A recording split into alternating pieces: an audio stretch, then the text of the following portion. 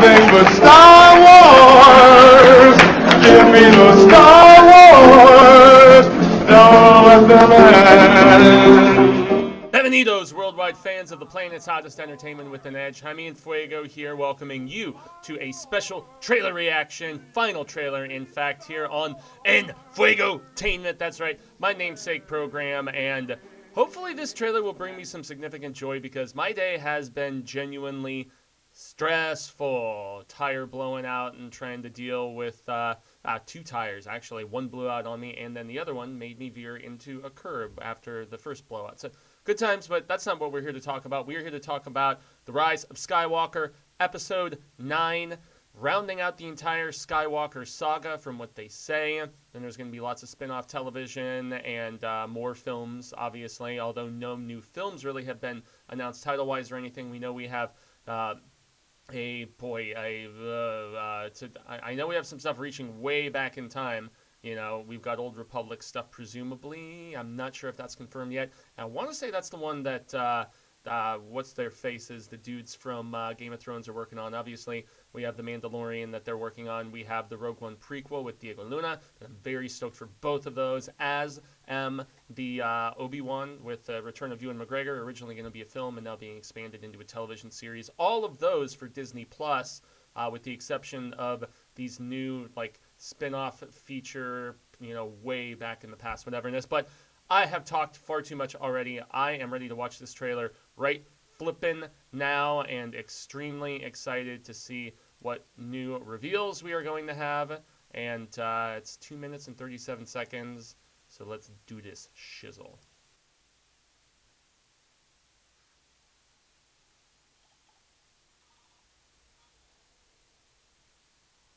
Could it be?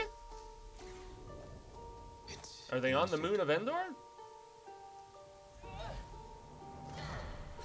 Like the parallels. Feeling the Force brought us together. Beautifully shot, as expected. We're not alone. Are we gonna get some Lando flavor? Good people will fight if we lead them. People keep telling me they know me. It's reminiscent of Episode 2 with No one does. the rain fight. But I do. Oh yeah. Oh yeah. Could it be Hoth? Probably not. Have I waited, Oh boy. Oh boy. and now you're coming together. The Emperor voiceover is giving me chills. Your undoing. What are you doing there, 3PO? Taking one last look, sir, Oh no. at my friends. All the feels. God damn. Confront your Oh. fear. It's the destiny of a Jedi.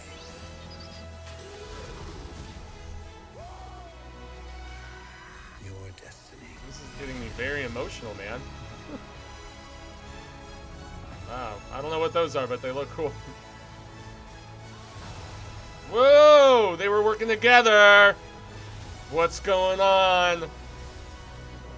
But you know we see them fighting at other points. That's got to be, obviously, the Emperor's sitting Will on. be with you. Always. Aww. I'm glad it didn't reveal very much at all. We can go in as blind as possible. This is the final trailer, too. Final trailer, December 20th. Of course, tickets available now. Final trailer. Yeah, I gotta buy my tickets, obviously. So let's bring this back to the beginning and continue. Okay, lots of amazing, vivid imagery, obviously. The one thing that we can definitely say is that I do feel like the 7th and 8th installments, they got like the gritty realism to a cool degree most of the time of the originals, but then had a nice little flair of the gloss from the prequels. I am not a prequelist, but I do not despise the prequels. I'm one of those that has especially grown to appreciate them as time has gone on. I dig that we get some Lando in this. Boy, I honestly grew to love Poe and Finn and Rey, this new trio. that we have here. Yeah, lots of just a very diverse amount of terrain, especially in all of this. I'm loving this fight that we have. I'm kind of thinking that fight is going to be early on. I'm still predicting, everybody, that we are going to have Rey and Kylo joining forces to go against the Emperor, and I feel like this scene that we're going to catch once again here in a little bit, with both of them striking that thing down, which is crumbling in the trailer. I think this rain fight on these oceans is going to be earlier on in the film between the two of them. That may even be, I wouldn't be surprised if that's like maybe opening. They like to open with fights, if you think about just various entries, obviously. So I'm thinking, yeah, that might be early on, but this got me much more emotional, despite the fact that it doesn't reveal very much at all. And seeing that hug right there and the tear and everything, the fact that we still had some Carrie Fisher stock footage to actually incorporate into this. And God, I love seeing Lando. It makes me so friggin' happy. Definitely took long enough. Those are, they look like somewhere between a horse and like I don't know, like an abominable snowman. But what is that? The way that thing was breaking apart just now, I'm just really curious as to what it could potentially be. But obviously, the Emperor has taken his throne in that final shot. And I like the fact that they still haven't revealed what he looks like. If it is, like, was Snoke a cloned version of the Emperor that maybe just didn't come out so well, hence the weird misshapen misformities and wackiness and everything. I don't know. I'm pumped that this is the epitome of a good trailer. It just extended my hype and my enthusiasm and my excitement, and yet I don't feel like anything really has been spoiled for me about this film, with the exception of the reveal that the Emperor is in it, and I, for one, I still love that addition. I am 100% for it. I am totally cool with it, especially for the sheer fact that, he's to have everything in all 9 episodes of the proper saga come full circle. He was the puppet master for, obviously the prequels. And even though he doesn't really, come to total light until 6 with Jedi, Return of the Jedi. Now we have to be specific because we have another film named Jedi in episode 8, which I still have very mixed feelings about. The Casino Planet, meh. Some of the story writing choices. Obviously, we heard from JJ that he's not going to retcon any of those choices that our director of Knives Out, that I'm happy that he's getting back to doing stuff more in that vein of Brick. And early Rian Johnson's just terrific, and I'm stoked for Knives Out.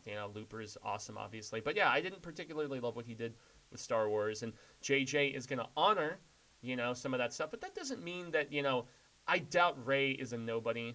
I just keep thinking of the Marilyn Manson song, "We are the nobodies, gonna be somebodies." But yeah, I don't think she's on the level of nobody as Rome Boy or anything like that. But I could babble on a lot about this. I could freeze frame everything, but I'm not going to do that. This was genuine, just enthusiasm right off the cuff, and this did put me in better spirits after kind of an aggravating day. Did it liven your spirits? Was it more interesting than the Monday Night Football that Disney debuted it in?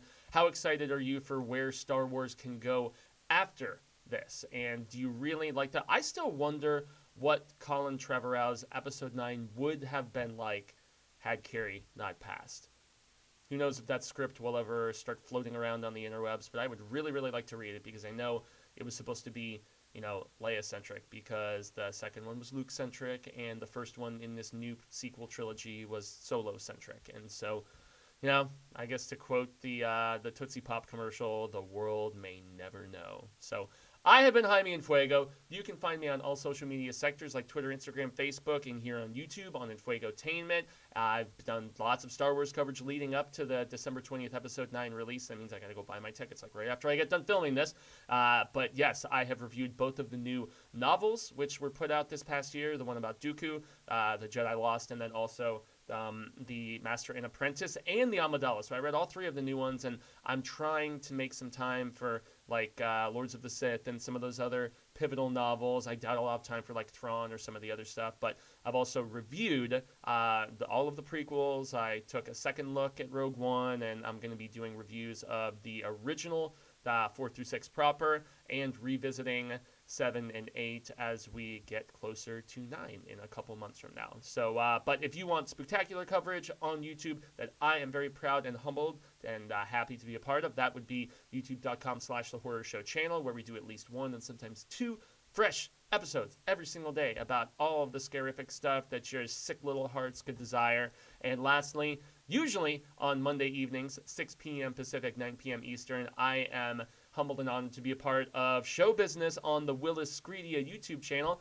But since I had a tire blowout tonight and couldn't get home, I obviously wasn't a part of that process. But yes, go and subscribe over there as well. Show my dude CP all of the love, and also 2 Cents of Nonsense, my buddy Lindsay. So I've been Fuego. Y'all have been awesome, and I will do my little altered sign off here and say until the real of Ka comes around once more, I shall say hasta luego, cinemigos. But I am hopeful that we get to share more of this film palaver about a galaxy far, far away sooner rather than later. And until then, remember, may the Force be with you. Para eternidad, güey.